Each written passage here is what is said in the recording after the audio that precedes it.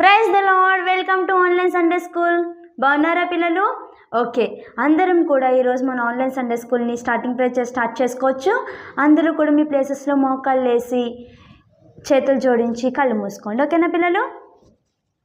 యేసయ్య మమ్మల్ని సండే స్కూల్కి తీసుకువచ్చినందుకు వందనాలు యేసయ్య. కథ ద్వారా మా అందరితో మీరే మాట్లాడండి. యేసు నామంలో అడుగుచున్నాం తండ్రి, ఆమేన్. ఓకే పిల్లలు, మనం పాటలు పాడుకుని దేవుని మహింపరచుకోవచ్చు. ఫస్ట్ స్తుతి ఆరాధన హిందీలో పాడుకున్నప్పుడు తెలుగులో పాడుకోవచ్చు. ఓకేనా పిల్లలు? స్తుతి आराधना उपजाते हैं, आशीष देकर नीचे आते हैं. स्तुति आराधना उपजाते हैं, आशीष देकर नीचे आते हैं. प्रभु हमारा कितना महान, देखो हमसे करता है प्यार.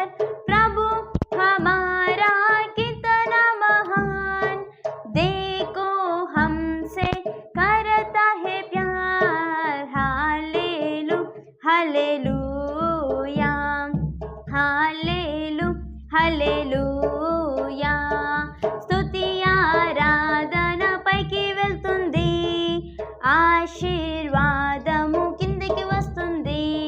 స్తుతి ఆరాధన పైకి వెళ్తుంది, ఆశీర్వాదము కిందికి వస్తుంది.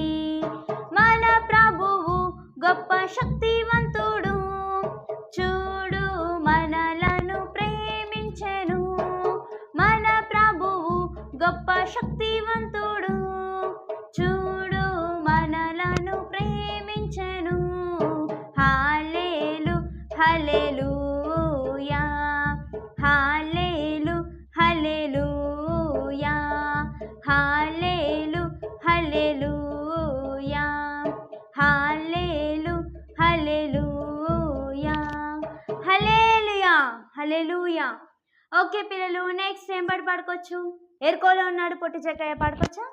Okay, are you all ready పిల్లలు? Oh yes yes Jesus. Okay, ఎరుకోలో ఉన్నాడు పొట్టి చెక్కయ్య. ఎరుకోలో ఉన్నాడు పొట్టి చెక్కయ్య, యేసు అంటే ఎరగడు పొట్టి చెక్కయ్య. ఎరుకోలో ఉన్నాడు పొట్టి చెక్కయ్య, యేసు అంటే ఎరగడు పొట్టి చెక్కయ్య. పొట్టివాడు చెక్కయ్య మేడు చెట్టు ఎక్కెను, పొట్టివాడు చెక్కయ్య మేడు చెట్టు ఎక్కెను. ఆ చెట్టు చెంతకు యేసు వచ్చి నిల్చెను, ఆ చెట్టు చెంతకు యేసు వచ్చి నిల్చెను. జక్కయ్య త్వరగా దిగి రమ్మని యేసు పిలిచెను, జక్కయ్య త్వరగా దిగి రమ్మని యేసు పిలిచెను. జక్కయ్య ఇంటికి ఎంత గొప్ప రక్షణ, జక్కయ్య ఇంటికి ఎంత గొప్ప రక్షణ. యేసయ్య వస్తే పండగే పండగ, యేసయ్య వస్తే పండగే పండగ. సాతాను వస్తే దండగే దండగా, సాతాను వస్తే దండగే దండగా. ఎరుకోలో ఎరుకోలో ఉన్నాడు పొట్టి చెక్కయ్య, యేసు అంటే ఎరగడు పొట్టి చెక్కయ్య. ఎరుకోలో ఉన్నాడు పొట్టి చెక్కయ్య, యేసు అంటే ఎరగడు పొట్టి చెక్కయ్య. హల్లెలూయా హల్లెలూయా. ఓకే పిల్లలు, మనం లల్లల్లల్లా అనే పాటను పాడుకోవచ్చు. ఓకేనా పిల్లలు?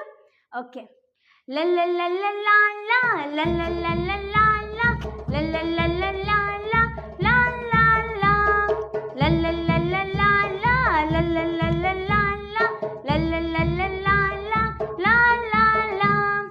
యేసుతో ఉండి యేసుతో నడచి యేసుతో మాట్లాడి యేసు వల్లే జీవితం అందరూ చేయాలి. యేసుతో ఉండి యేసుతో నడచి యేసుతో మాట్లాడి యేసు వల్లే జీవితం.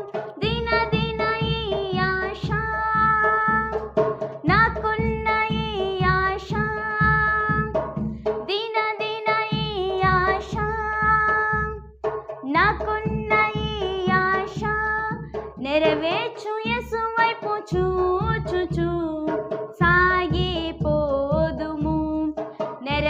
యేచు యేసు వైపు చూచుచు సాగిపోదుము. హే లల్లల్లల్లల్లా లల్లల్లల్లల్లా లల్లల్లల్లల్లా లాల్లాల్లా లల్లల్లల్లల్లా లల్లల్లల్లల్లా లల్లల్లల్లల్లా లాల్లాల్లా. హల్లెలూయా హల్లెలూయా. ఓకే, అందరూ కూడా మీ ప్లేసెస్లో కూర్చోండి. మనం ఈ వీక్ మన కథను స్టార్ట్ చేసుకోవచ్చు. ఓకేనా పిల్లలు? అయితే చాలా కాలం క్రితం ఒక దేశంలో ఒక అబ్బాయి ఉన్నాడనమాట. అదొక చాలా పెద్ద సామ్రాజ్యం.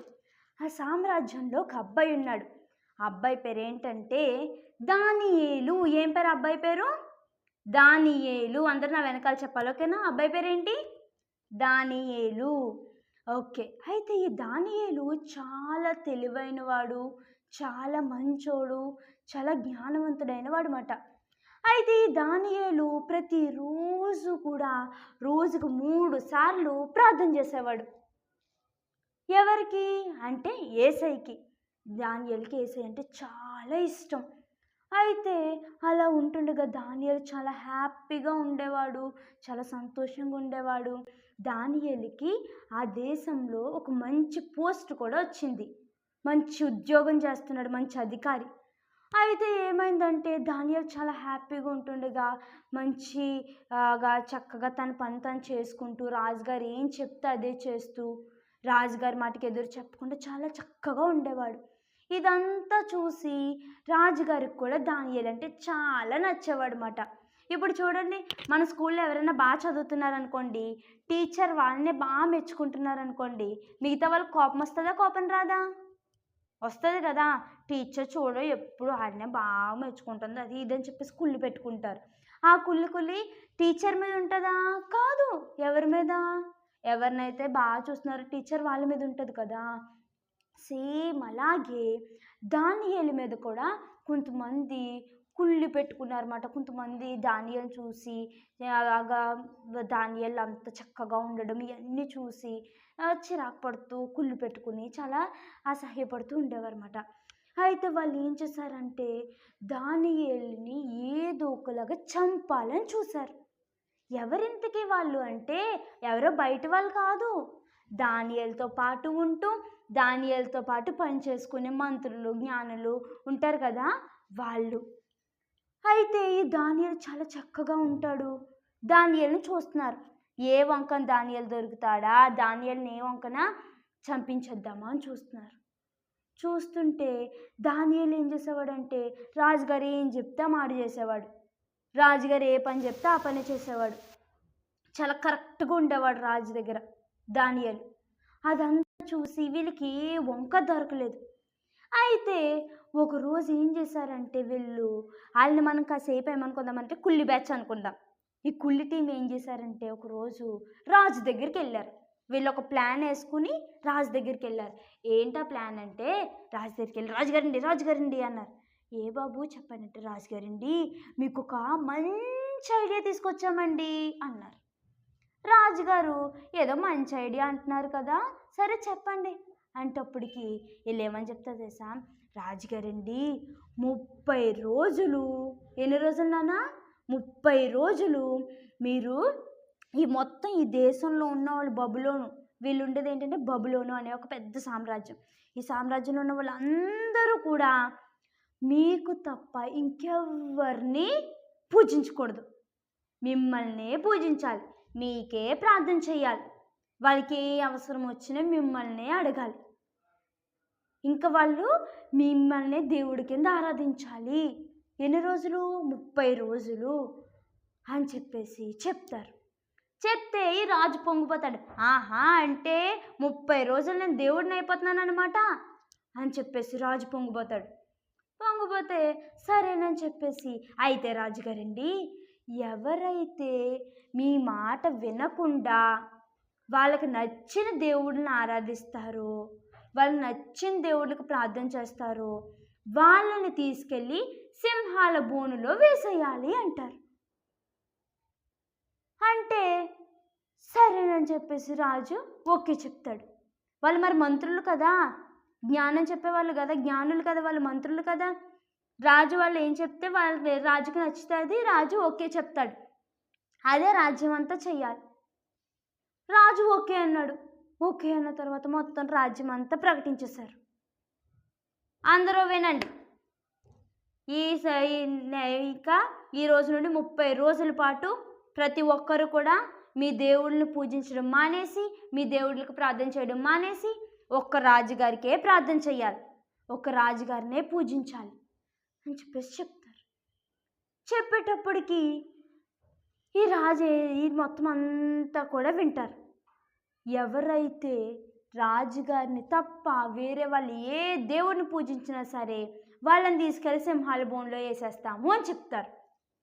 చెప్పేసరికి మొత్తం అందరూ కూడా ఇంకా రాజుగారికే ప్రార్థన చేయడం మొదలుపెట్టారు. అయితే ఈ విషయం దానియేలుకి తెలుసా తెలీదా అంటే తెలుసు. మరి దానియేలు రాజకోటలోనే కదా ఉంటాడు, రాజకోటలో ఉన్న దానియేలుకి తెలీదా? తెలుసు. తెలిసినా సరే దానియేలు ప్రతిరోజు దానియేలు పని ఏంటంటే తన మేడ మీద తన గదిలోకి వెళ్ళిపోయి వాళ్ళ కిటికీలు ఉంటాయి కదా మన ఇంట్లో, అలాగా కిటికీ దగ్గర మోకాళ్ళేసి ప్రార్థన చేసుకునేవాడు.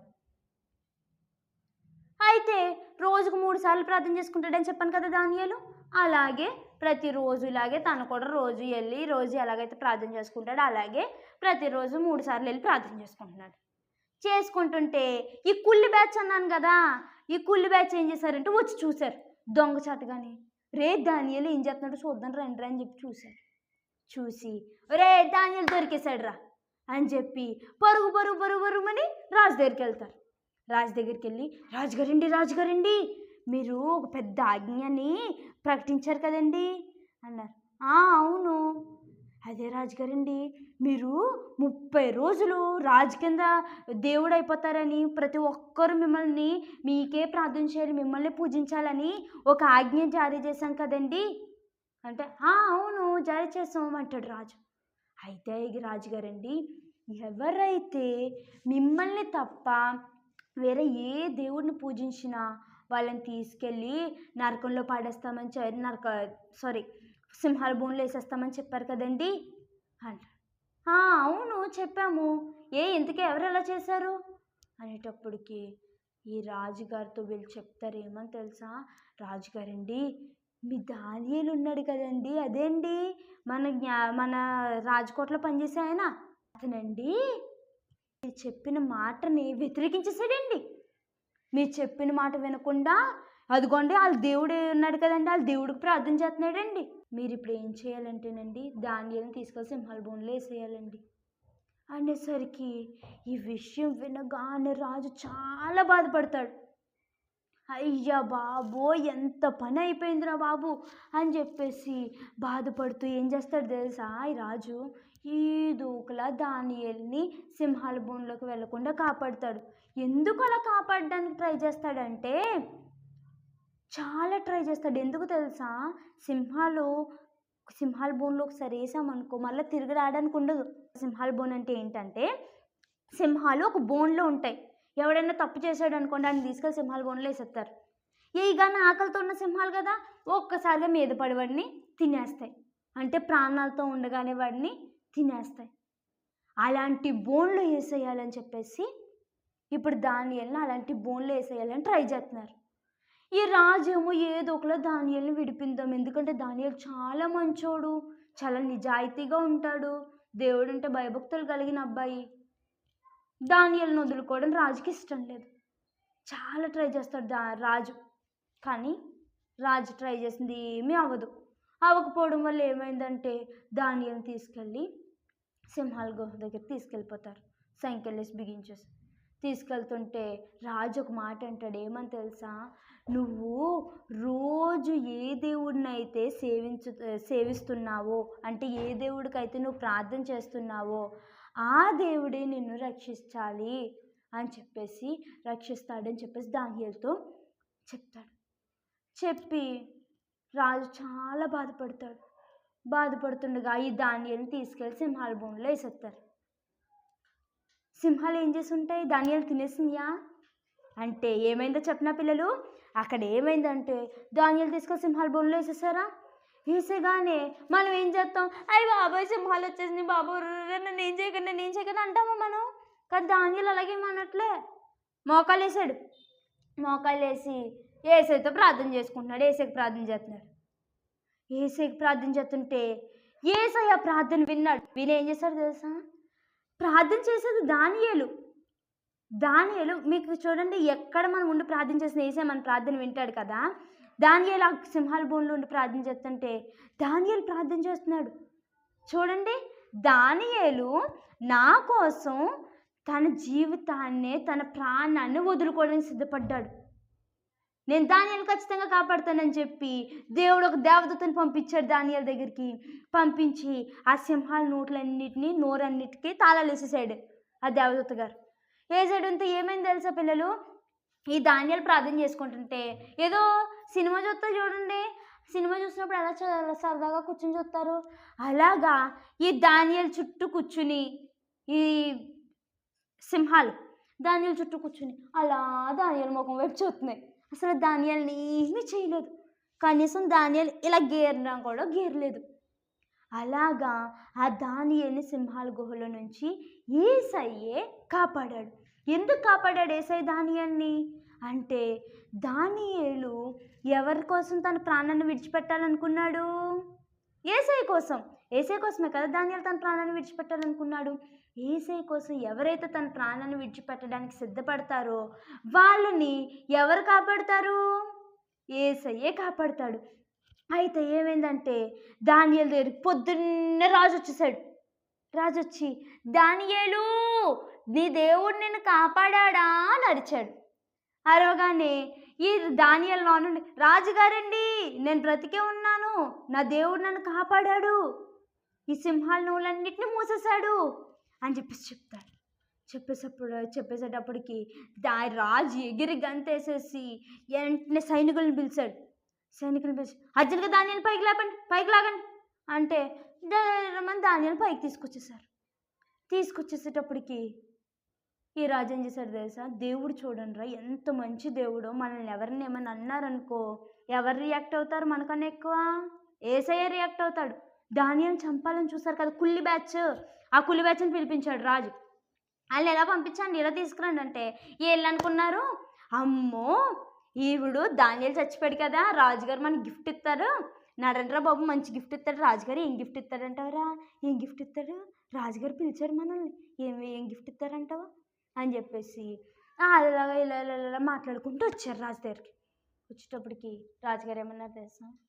వీళ్ళందరినీ తీసుకెళ్ళి ఆ సింహాల బోన్లో వేసండి బాబు అన్నారు.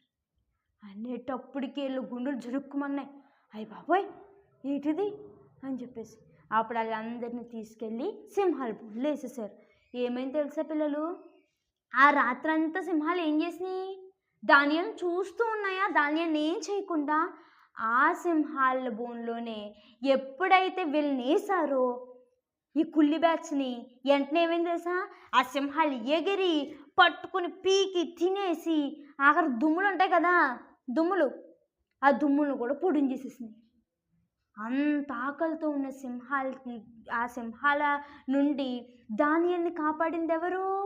యేసయ్య కాపాడాడు. ఎవరు కాపాడారు? యేసయ్య కాపాడాడు. ఈ కథ నుంచి మనం నేర్చుకోవాల్సిన నీతి ఏంటంటే, మనల్ని యేసయ్యని తప్ప మనం ఎవరిని ప్రార్థించకూడదు, ఎవరిని ఆరాధించకూడదు. అవునా కాదా? యేసయ్య ఏమని చెప్పాడు ఆజ్ఞలలో? నేను తప్ప వేరొక దేవుడు నీకు ఉండకూడదు అన్నాడు కదా. పైన ఆకాశం అందే కానీ భూమి అందే కానీ వీటిని కూడా మనం పూజించకూడదు, వాటికి నమస్కారం చేయకూడదు అని చెప్పాడా యేసయ్య? అందుకని చెప్పి యేసయ్య చెప్పిన మాట దానియేలు విన్నాడు. నేను యేసయ్యని తప్ప వేరే ఎవరిని పూజించినా నేను ఎక్కడికి వెళ్తాను? నరకానికి వెళ్తాను.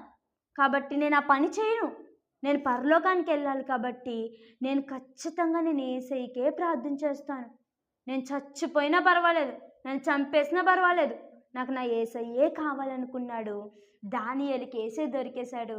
దానియేలు హ్యాపీగా దానియేలుని యేసయ్య ఆ తెగింపు చూసి, దానియేలు యేసయ్య కోసం ప్రాణం ఇవ్వడానికన్నా సిద్ధపడడాన్ని చూసి యేసయ్య ఏం చేశాడు? దానియేలుని కాపాడాడు.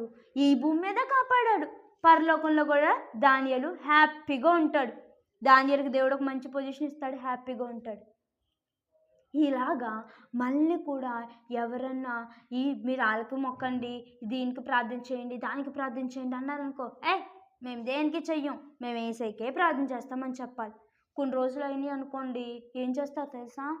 నీకు యేసయ్య కావాలా, లేదా యేసయ్య కావాలా, లేదంటే నేను చంపేయమంటావా అంటే, నన్ను చంపేయండి, నాకు యేసయ్యే కావాలి అన్నావనుకో చంపేస్తారు.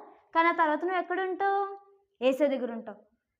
గన్నకు తల దగ్గర పెట్టి, ఇదిగో నువ్వు యేసయ్యని వదులుతావా లేదా చంపేనా అన్నావు అనుకో, అనుకో ఏం చేస్తారు తెలుసా? వీళ్ళు వదిలేస్తారు, నేను చంపరు. కానీ ఎక్కడికి వెళ్తావు నువ్వు? నరకానికి వెళ్తావు. అంతేగాని చంపుకోండి, నాకు నా యేసయ్యే కావాలి అని నువ్వు తెగించావనుకో, యేసయ్య నిన్ను భూమి మీద కాపాడుతాడు. ఒకవేళ వాళ్ళు చంపేసినా సరే నువ్వు యేసయ్య ఒడిలో పరలోకంలో ఉంటావు హ్యాపీగా.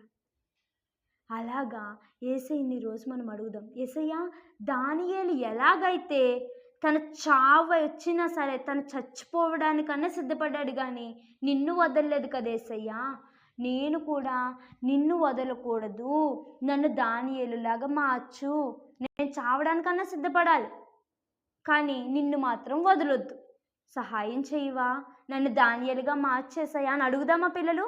మోకాలేండి, అందరూ కళ్ళు మూసుకోండి. యేసయ్యా, దానియేలు నీ కోసం సింహాల బోనులో చనిపోవడానికి కూడా రెడీ అయ్యాడు. యేసయ్యా, నేను కూడా దానియేలులా కోసం బ్రతకాలి, దానియేలులా నీ కోసం చావడానికైనా రెడీగా ఉండాలి, నిన్ను వదలకూడదు, సహాయం చేయండి యేసయ్యా. యేసు నామంలో అడుగుచున్నాం తండ్రి, ఆమేన్. ఓకే పిల్లలు, ఓకే అందరూ కూడా మీ ప్లేసెస్లో కూర్చోండి. ఓకే, ఈ వీక్ మనం క్రీమ్ బ్రెడ్ని చెప్పుకోవచ్చు. ఓకేనా పిల్లలు? ఫస్ట్ బ్రెడ్ పెట్టండి. దానియేలు 6:16. ఓకే, అందరూ కలపండి. చాలా చిన్న కంటత వాక్యం ఈరోజు. ఓకేనా? నీ దేవుడే నిన్ను రక్షించునని దానియేలుతో చెప్పెను. ఓకే, మళ్ళా బ్రెడ్ పెట్టేద్దామా వద్దా? పెట్టేద్దాం కదా, పెట్టండి. దానియేలు 6:16. ఓకే, మళ్ళీ చెప్దామా పిల్లలు? అందరూ కూడా ఒకసారి యాక్షన్ చేద్దు చెప్దాం. ఓకేనా? నీ దేవుడే నిన్ను రక్షించునని దానియేలుతో చెప్పెను. దానియేలు 6:16. ఓకే, ఈ కంటత వాక్యం నాకు వచ్చే వారం మీరు ఆన్లైన్లో నాకు కామెంట్ బాక్స్ ద్వారా తెలియజేయాలి. ఓకేనా పిల్లలు? ఓకే, ఈ వీక్ మన ఆన్లైన్ సండే స్కూల్ చాలా చక్కగా జరిగింది. ఇలా చక్కగా జరిగించినందుకు దేవునికి అందరూ స్తోత్రం చెల్లిందామా? అందరూ చేతుల పైకి హల్లెలూయా చెప్పండి. యేసయ్యకి హల్లెలూయా, హల్లెలూయా. ఓకే, లాస్ట్ ప్రే చేసుకుని మన ఈ సండే స్కూల్ని క్లోజ్ చేసుకోవచ్చు. మీ ఫ్రెండ్స్కి కూడా ఈ సండే స్కూల్ని షేర్ చేసి మీ ఫ్రెండ్స్ని కూడా ఈ ఆన్లైన్ సండే స్కూల్కి తీసుకురండి. ఓకేనా పిల్లలు? ఓకే, కళ్ళు మూసుకోండి. స్తోత్రం నాయన, స్తోత్రం ప్రభు. యేసయ్య, ఈరోజు కథ ద్వారా మా అందరితో మాట్లాడారు. నీకు వందనాలు యేసయ్య. మేమందరం కూడా దానియేలులా నీ కోసం బ్రతకాలి, నీ కోసం మాత్రమే బ్రతకాలి, నిన్ను తప్ప ఎవరిని మేము ఆరాధించకూడదు. మాకు సహాయం చేయండి యేసయ్య.